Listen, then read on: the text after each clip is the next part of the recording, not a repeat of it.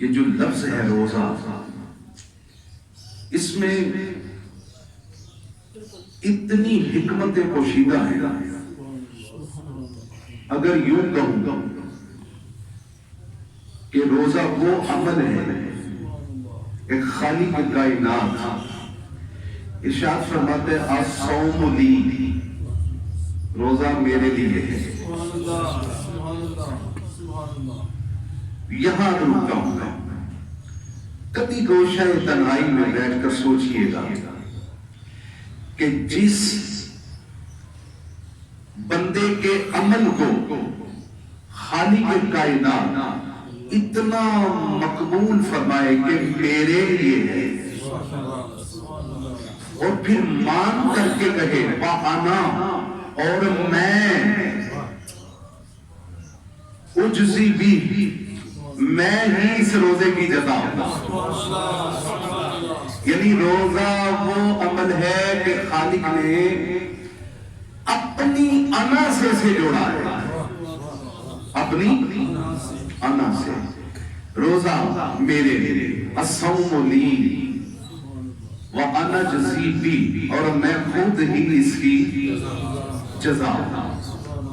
ایک لفظ ہی فقط کافی، شام روزے، فقط ایک نام نہیں ہے، ایک اسم نہیں ہے، ایک کیفیت کا نام ہے روزہ. اب روزہ دار کو چاہیے کہ خود کو اس کیفیت تک لے جائے کہ وہ تیرے روزے کو قبول فرما کے کہے کہ یہ ہے میرے لیے. نہیں میرے سامنے ابھی میری پہنچ، ابھی بھی کچھ تشنگی باقی ہے، اور آپ کو تشنا چھوڑوں گا نہیں. میں ایک آیت تک پیش کرنے لگا. اب بعض کچھ روزہ دار ایسے ہوتے ہیں کہ قرآن ان کے روزے کو فراموش نہیں کرتا. بڑی توجہ ہے. ایک ہے بی بی مریم علیہ السلام کا روزہ. جب پوری قوم کے سامنے بی بی مریم علیہ السلام گود میں حضرت عیسیٰ علیہ السلام کو لے کے تشریف لائیں، تو خالق کائنات کا حکم ہوا کہ ان سے فرما دے انی نذرت للرحمن صوما، میں نے رحمان کے لیے روزے کی آج نظر مانی ہے، روزہ رکھا ہوا. یعنی کیسی روزہ دار بی بی تھی کہ خالق کائنات فرماتے انہیں بتا کہ آج میں نے رحمان کے لیے روزہ رکھا ہوا. اور پھر جب بی بی نے یہ بیان کیا تو خالق کائنات نے مان کیسا رکھا کہ گود میں دودھ پیتے بچے نے ماں کی عصمت کی گواہی دی. یعنی روزہ دار تجھے یہ حجت قرآن نے تمام کی ہے کہ اگر روزہ دار کہلانا ہے تو کردار اتنا پاکیزہ ہونا چاہیے. بڑی توجہ رہے میرے ساتھی کی. یعنی ایک جملہ جو ہے نا وہ قابل توجہ ہے. یہ تھا حضرت مریم علیہ السلام کا روزہ، وہ بھی بطول ہے، اور ایک روزہ ہے کائنات کی سب سے بڑی بطول کا. نہیں میرے سامنے نے ایسے لطف نہیں آئے گا. آپ کو پتا ہے کہ میں جن حقائق کو آپ کے سامنے لاتا ہوں وہ بڑی توجہ کے قابل ہوتے ہیں. ذرا غور کریں. خالق کائنات نے مریم علیہ السلام کے روزے کا ذکر کیا سورہ مریم نے، اور جو اہل بیت کا روزہ ہے اس کا ذکر کیا سورہ حل عطا میں.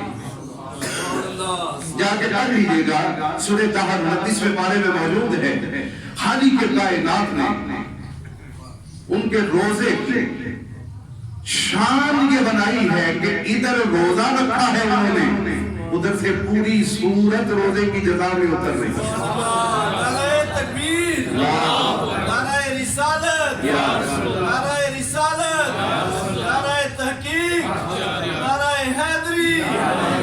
تیرا اور میرا روزہ اس کی بارگاہ تک چلا جائے، یہی اس کا کرم ہے. لیکن غور کر کے ان کے روزے کیا ہیں کہ ادھر روزہ رکھے रहमत उतर आए। मेरी तमहीद मुकम्मल हो गई। बिना ताखीर के रोजा एक कैफियत का नाम है। फकत रोजा सिर्फ ज़बानी कलामी जमा खर्च का नाम नहीं है। रोजा पूरी एक कैफियत है रोजे की। और जब वो कैफियत बंदे को हासिल हो जाए तो फिर रोजा का मयार ये बनता है अस्सौम ली, रोजा मेरे लिए है, वाना जज़ी भी, और मैं खुद ही उसकी जज़ा।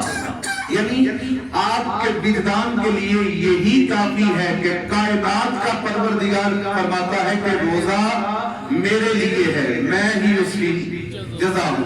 आलम हशर में सफ़े बन जाएंगे, आलम हशर में लोगों की सफ़े बन जाएंगे। आलम हशर में लोग खड़े होंगे, सफ़ों में सखी भी होंगे, सफ़ों में मुजाहिद भी होंगे, सफ़ों में गाजी भी होंगे, सफ़ों में शहीद भी होंगे, सफ़ों में उलमा भी होंगे। यानी हर तबका सफ़ों में खड़ा होगा। लेकिन खालिक कायनात अहले महशर जब वहां मौजूद होंगे, सफ़ों में खड़े होंगे, खालिक कायनात जज़ा जब अता फरमाएगा रोजे की, जिसने जिहाद किया जज़ा सवाब की शक्ल में, बड़ी तवज्जो है। जिसने कुरान पढ़ा जज़ा सवाब की शक्ल में, जिसने राह खुदा में शब्ददारी की जज़ा सवाब की शक्ल में, जिसने अल्लाह की राह में सहाबत की जज़ा सवाब की शक्ल में, मुख्तलिफ आमाल का सिला सवाब की शक्ल में मिलता रहेगा।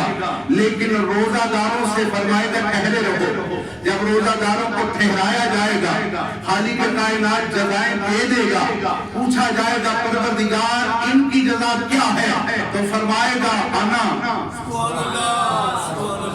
अब आपको बात समझ आएगी, इनके लिए मैं खुद हूं। बड़ी तवज्जो रहे, मैं रोजादार की जज़ा, तू मिला, मिट गई तलब हर नेमत की। गौर कर कि जिनके रोजे की जज़ा वो खुद हो, उनके अमलों का मयार क्या होगा। मैं आपकी अपनी बात नहीं कर रहा, मैं उस घर की बात कर रहा हूं जिस घर से हमें रोजा मिला है। मयार क्या है रोजे का, बड़ी तवज्जो है।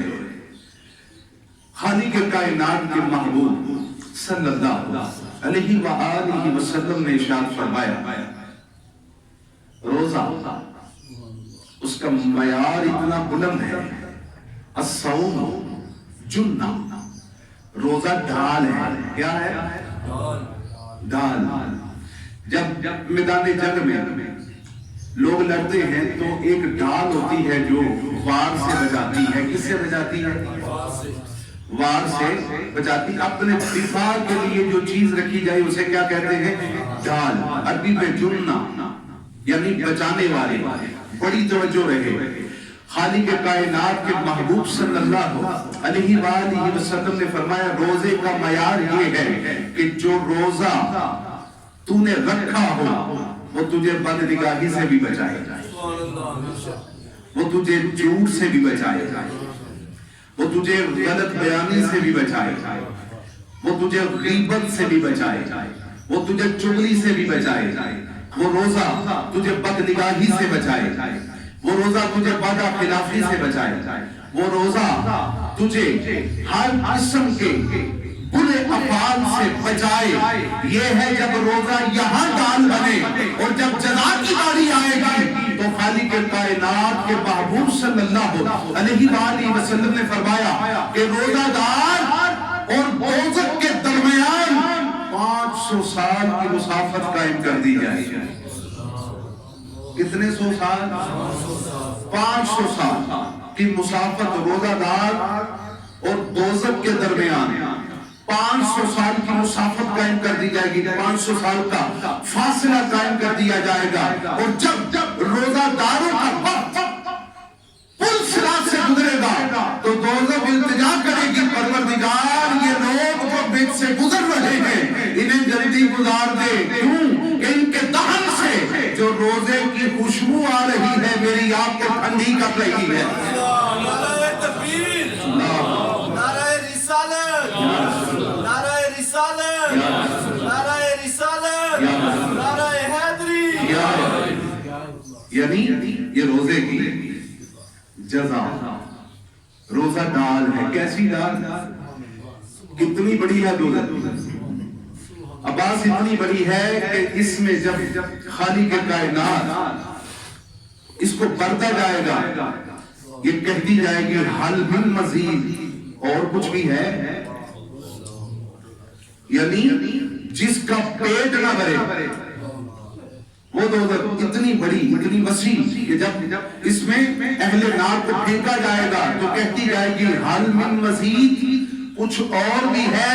لیکن جب روزہ دار اس سے گزرے گا تو تاب نہیں ہوگی کہ روزے کی خوشبو سے میری آنکھ ٹھنڈی پڑ رہی ہے. غور کر، ابھی روزہ دار جا رہا ہے، جب روزے کے مالک گزریں گے